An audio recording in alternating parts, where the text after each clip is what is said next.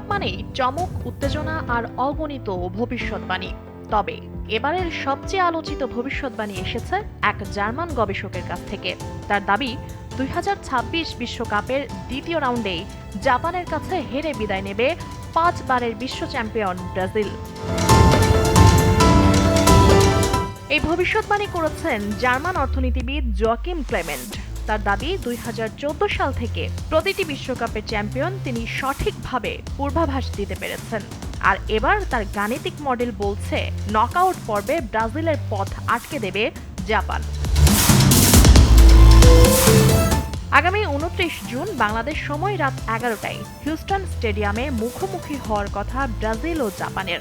Group C এর শীর্ষে থেকে নকআউটে উঠেছে ব্রাজিল আর প্রতিপক্ষ হিসেবে পেয়েছে জাপানকে।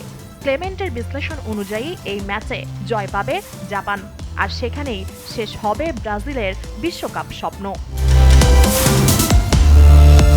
কিন্তু প্রশ্ন হলো, কিভাবে এমন সাহসী পূর্বাভাস দিলেন তিনি? ক্লেমেন্ট শুধু গোল, জয়ের রেকর্ড আর ফিফা র্যাঙ্কিং দেখেন না, তার মডেল বিবেচনায় থাকে মাথা পিছু জিডিপি, জনসংখ্যা, এমনকি বিভিন্ন দেশের তাপমাত্রার মতো বিষয়ও। এসব তথ্য একসঙ্গে বিশ্লেষণ করে তিনি প্রতিটি দলের সম্ভাবনা নির্ধারণ করেন। তবে তার হিসাব যে শতভাগ নির্ভুল এমনটা নয়। নকআউট পর্বের সূচি চূড়ান্ত হওয়ার পর তার কিছু পূর্বাভাস ইতিমধ্যেই ভুল প্রমাণিত হয়েছে। যেমন, তিনি জার্মানি ও যুক্তরাষ্ট্রের দ্বিতীয় রাউন্ডে মুখোমুখি হওয়ার সম্ভাবনা দেখিয়েছিলেন, কিন্তু দুই দলই নিজ নিজ গ্রুপে শীর্ষস্থান অর্জন করায় সেই ম্যাচ আর হচ্ছে না। এছাড়া দক্ষিণ আফ্রিকা ও বসনিয়া হার্জেগোভিনাকে নিয়ে তার মডেলের পূর্বাভাসও বাস্তবতার সঙ্গে মেলেনি। তবুও ব্রাজিল জাপান ম্যাচকে ঘিরে তার ভবিষ্যৎবাণী এখনই ফুটবল প্রেমীদের মধ্যে তুমুল আলোচনা তৈরি করেছে।